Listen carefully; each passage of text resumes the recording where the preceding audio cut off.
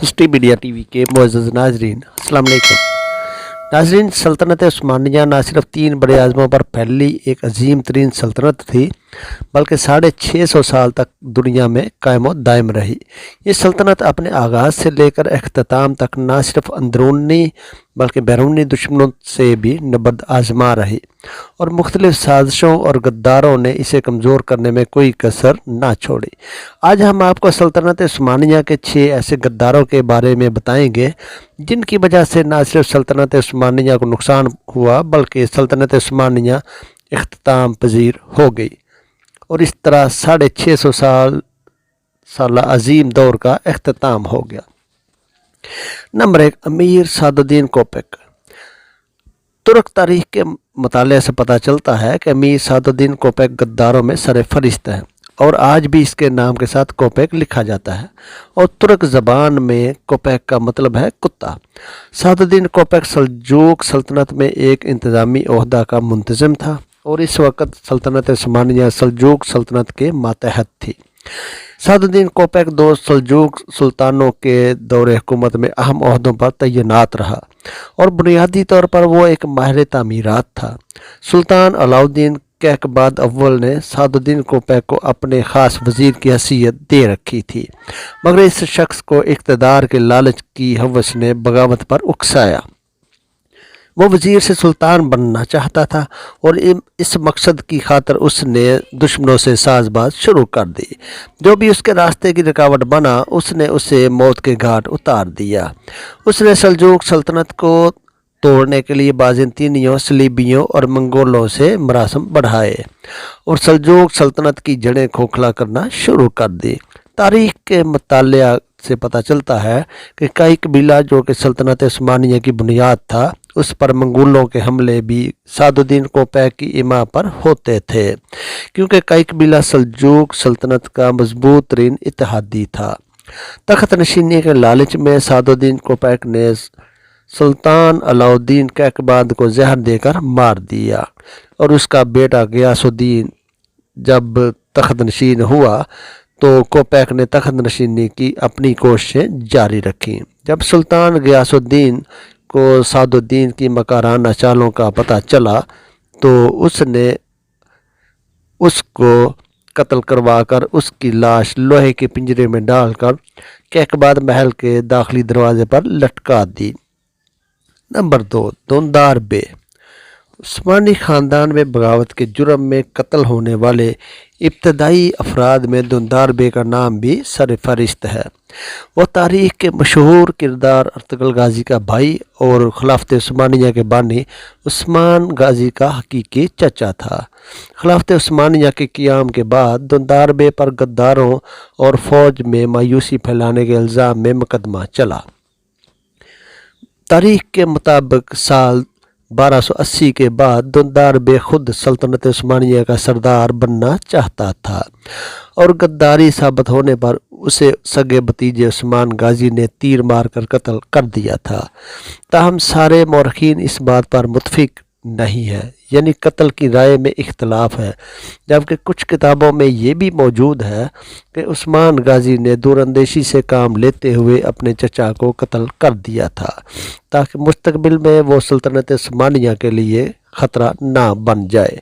इस पर भी मौरखीन का इख्तलाफ है कि उस्मान गाजी ने अपने चचा यानी दुंदार बे को कत्ल किया था या फांसी दी थी।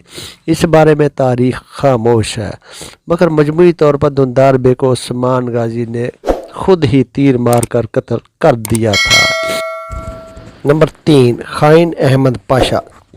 खाइन अहमद पाशा, जिसे खाइन अहमद पाशा भी कहा जाता है और फ़ारसी में खाइन का मतलब गद्दार होता है।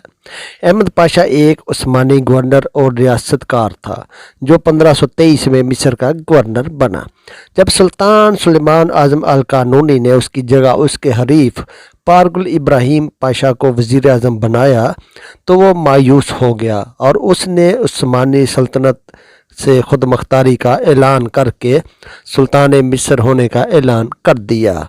उसने अपने इक़्तिदार को कानूनी हैसियत देने के लिए अपनी तस्वीर और नाम के सिक्के बनवाए और जनवरी 1524 में काहिरा किले और मकामी عثمانی दस्तों पर कब्जा कर लिया।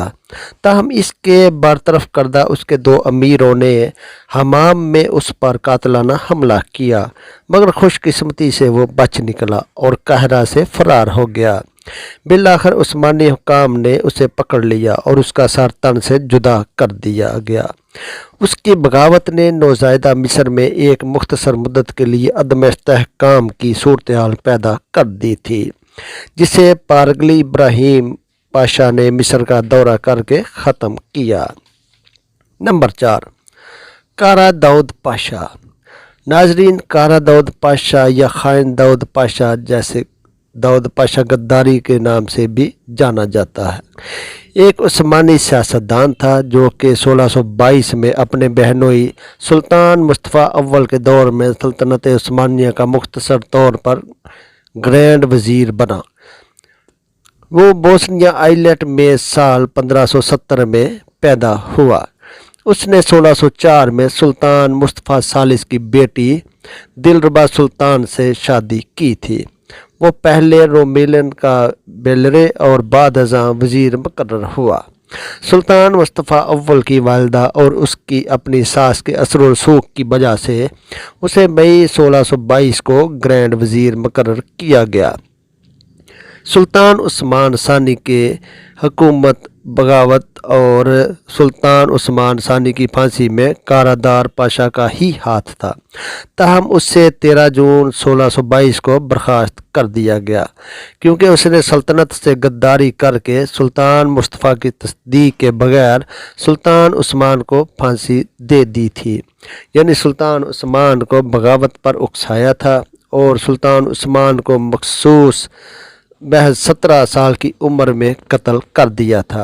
18 जनवरी 1623 को कारा दाऊद पाशा को कई दीगर अफराद के साथ फांसी दे दी गई, जो कि बगावत और सुल्तान उस्मान को फांसी देने में मुलव्वस थे। नंबर 5, शरीफ मक्का हुसैन इब्ने अली। नाज़रीन इकराम, शरीफ मक्का हरमैन शरीफैन के खादम होने की वजह से शरीफ मक्का एक मोतबर लक़ब था। इस मनसब का बुनियादी काम हज्जाज कराम की खिदमत और हरमैन शरीफैन की देखभाल करना था। जदीद तारीख़ में जिसे शरीफ मक्का कहा जाता है, उसका नाम हुसैन इब्ने अली हाशमी था। ये 77वां शरीफ मक्का था जिसे उस्मानी सुल्तान अब्दुल हमीद सानी ने नामज़द किया था। शरीफ मक्का का शुमार खिलाफत उस्मानिया के बड़े गद्दारों में होता है, जिसने तख्त नशीनी के लालच में मक्का मुकरमा और मदीना मुनव्वरा जैसे हुर्मत वाले शहरों में भी बेपनाह खून रेजी की। अंग्रेज़ों को अरब में तुर्कों के ख़िलाफ़ जब कामयाबी नहीं मिल रही थी तो मशहूर ज़माना जासूस लॉरेंस ऑफ अरेबिया ने हुसैन इब्ने अली हाशमी अल मारूफ शरीफ मक्का को तुर्कों के ख़िलाफ़ इस्तेमाल करने की तरगीब दी और उसे कहा कि तुम अरबी हो और तुर्क अजमी है और वो पूरे अरब पर हुकूमत कर रहे हैं, और मज़ीद ये कि शरीफ मक्का को पूरे अरब पर हुक्मरानी के ख्वाब दिखाए, जिस पर उसने तुर्कों के ख़िलाफ़ बगावत कर दी। 1916 का साल अरब में तुर्कों के ख़िलाफ़ बगावत का साल था। 1918 में बिलाखिर उस्मानी तुर्कों ने हुसैन इब्ने अली हाशमी से शिकस्त खाई। 1916 में शरीफ मक्का ने जब तुर्कों के ख़िलाफ़ बगावत की तो उस वक़्त उस्मानी फ़ौज गालिब पाशा की कमान में ताइफ में मौजूद थी और मक्का में सिर्फ 1000 तुर्क फ़ौजी थे। शरीफ मक्का ने अपने 5000 फ़ौजियों की मदद से मक्का पर रात को सोए हुए फ़ौजियों पर 10 जून 1916 को हमला कर दिया। बरतानिया अफसर सर रीजनल ऑर्डर ने शरीफ मक्का की मदद के लिए सूडान से फ़ौज रवाना की, जिसने 3 हफ्तों की खूनी जंग के बाद 4 जुलाई 1916 को तुर्क फ़ौज को शिकस्त दे दी। मदीना मुनव्वरा पर कब्ज़ा के लिए शरीफ मक्का को तकरीबन 3 साल तक खून बहाना पड़ा। 1917 में 130 रोज़ बाद 1918 में 100 के करीब बड़े हमले किए गए।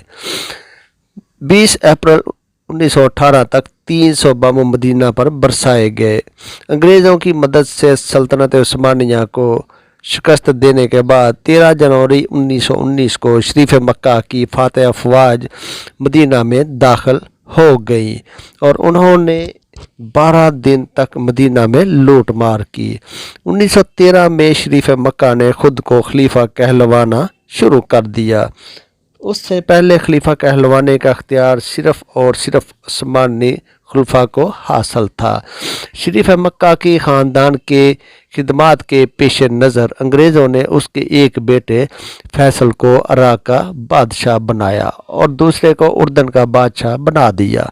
1924 को इब्न सऊद को नजद, जो मौजूदा रियाज का सरदार था, उसने शरीफ मक्का पर हमला कर दिया और शरीफ मक्का शिकस्त खाकर कब्रिस में जला वतन रहा और बिलाखिर 1931 को वफात पा गया। नंबर 6, मुस्तफ़ा कमाल पाशा अतातुर्क। नाज़रीन इकराम, मुस्तफ़ा कमाल पाशा ना सिर्फ सल्तनत उस्मानिया का गद्दार था बल्कि सल्तनत उस्मानिया के ख़ात्मे का मरकज़ी किरदार भी था और ये शख्स सल्तनत उस्मानिया के ताबूत में आखिरी कील साबित हुआ और 3 बड़े आज़मों पर फैली हुई एक अजीम सल्तनत का 600 साल दौर ख़त्म हुआ। मुस्तफ़ा कमाल पाशा अतातुर्क साल 1881 में पैदा हुआ। 7 साल की उम्र में यतीम हो गया। कैडेट स्कूल में तालीम हासिल की और 1905 में वहाँ से स्टाफ कैप्टन बनकर निकला। तालब इल्मी के दौर में ही एक मंजे हुए मुकर्रर की हैसियत से शोहरत हासिल की। इस्तांबुल के क़याम के दौरान खलीफा अब्दुल हमीद सानी के ख़िलाफ़ सरगर्मियों में हिस्सा लेने पर कुछ अरसा कैद भी रहा। जेल से रहा हुआ तो फ़ौजी मुलाजमत अख्तियार की और दमिश्क में 5वीं फ़ौज के सदर दफ्तर में तैनात हुआ।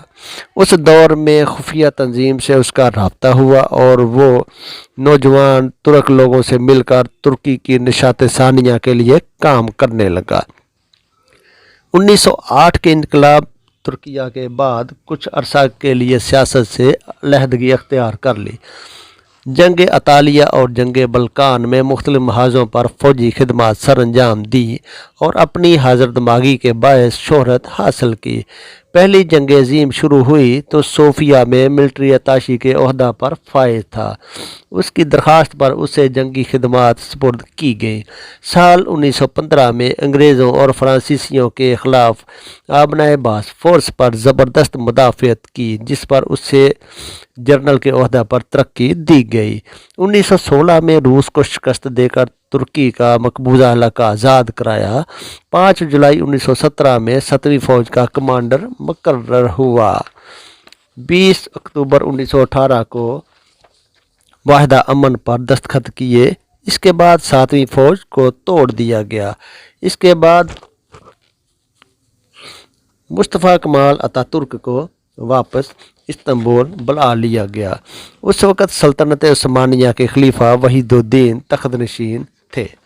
मुल्क में अफरा तफरी फैली हुई थी। खलीफा वहीदुद्दीन को इसके अज़ाइम का इल्म ना था।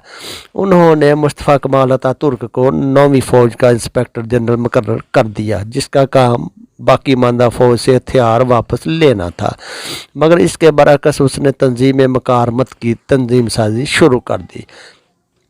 जंग अज़ीम अव्वल के बाद सल्तनत उस्मानिया इंतहाई कमज़ोर हो चुकी थी, तो मुस्तफ़ा कमाल अतातुर्क ने तहादियों अमेरिका, बरतानिया, रूस और न्यूजीलैंड से अलहाक कर लिया और सल्तनत उस्मानिया के ख़िलाफ़ बगावत कर दी और वह सल्तनत उस्मानिया के आखिरी सुल्तान पर दबाव डालकर उनके ख़ानदान, औलाद और नौकरों को तुर्की से निकाल दिया गया और आइंदा तुर्की में दाखिले पर पाबंदी लगा दी गई।